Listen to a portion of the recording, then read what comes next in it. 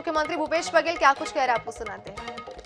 हुई और उस समय जो एफआईआर किया गया उसमें व्यापक षड्यंत्र को ध्यान में रखते हुए उन्होंने रमन्ना और गणपति को उस एफआईआर में उसका नाम का उल्लेख था।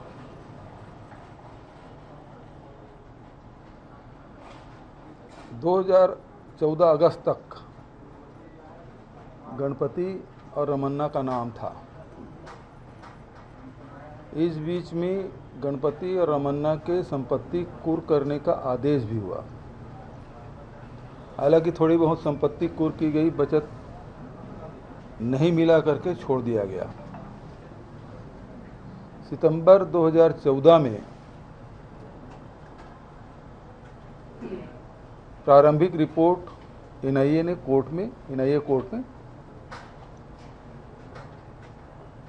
प्रस्तुत किया। आश्चर्यजनक ढंग से रमन्ना और गणपति का नाम उसमें नहीं था। जो फाइनल रिपोर्ट सबमिट किया गया उसमें भी रमन्ना और गणपति का नाम नहीं था।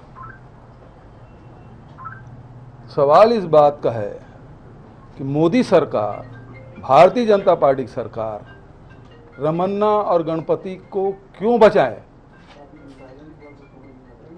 उससे पूछताछ क्यों नहीं की गई, उसके संपत्ति कुर्क क्यों नहीं किया गया। और सबसे बड़ी बात यह है कि यदि रिपोर्ट में, एफआईआर में यदि किसी अपराधी का नाम दर्ज हो गया तो वो हटता नहीं है। भारतीय जनता पार्टी बताए कि उसका नाम क्यों हटा गया और क्यों बचाना चाहते हैं आप। आपका उद्देश्य क्या था? जो मुझसे पूछते हैं ना, पर्ची है ये।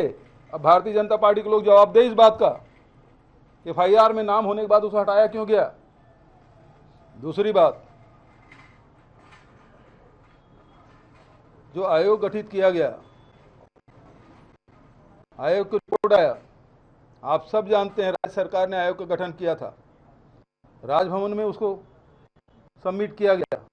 कभी ऐसा हुआ है? लेकिन आयोग की रिपोर्ट सरकार को न देकर, चीफ सेक्रेटरी को न देकर सीधा राजभवन में दिया जाता है। और जब हमारे पास आया ही नहीं और उसके बाद उसके खबरें चलने लगी, तब हम लोगों ने 2 सदस्यीय आयोग का गठन किया।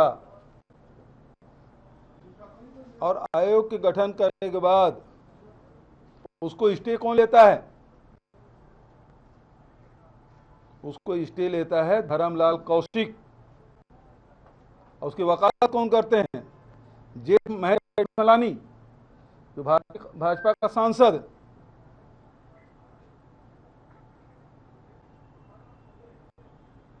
तो जांच में क्यों रुकावट डाल रहे हैं?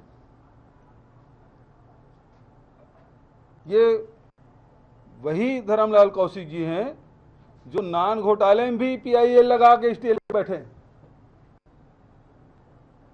नान घोटाले की जांच करने गए, एसआईटी गठन किया, तो उसमें भी रमन सिंह जी के खासम खास धर्मलाल कौशिक जी दोनों बार स्टे लेने पहुंचते हैं। तो सवाल इस बात का है कि किसको बचाना चाहते हैं, किस तथ्य को छुपाना चाहते हैं। एक तरफ एफआईआर होता है,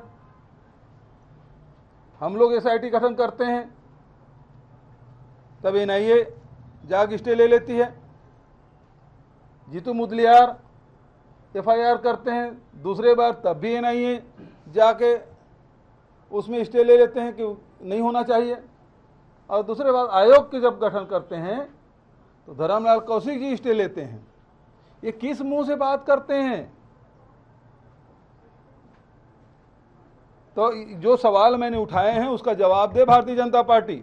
गणपति और रमन्ना का नाम एफआईआर से अलग कैसे हुआ? और दूसरी बात यह है, व्यापक षड्यंत्र को ध्यान में रख के जांच कर रहे थे जैसे यूपीए की सरकार हटी, एनडीए की सरकार आई, मोदी जी प्रधानमंत्री बने, वो केवल दंड कार्य कमेटी के ही घटना मान के खत्म कर दिए जांच। इन दो सवालों का जवाब दे भारतीय जनता पार्टी। मैं वही कह रहा हूं कि ये लगातार जांच में बाधा उत्पन्न कर रहे हैं। कितने बार गृह मंत्रालय को, कितने बार एनआईए को हमने पत्र लिखा, लेकिन जांच आगे बढ़ नहीं रही है और हमको वापस दे नहीं रही है। इन्हीं सवालों के जवाब ये भारतीय जनता पार्टी के नेता दे दे, जो प्रदेश के नेता कहते हैं कि जेब में पर्ची लेके घूम रहे हैं। जो एनआईए व्यापक रूप से जांच कर रही थी, किसके दबाव में, किसके कहने से वो एनआईए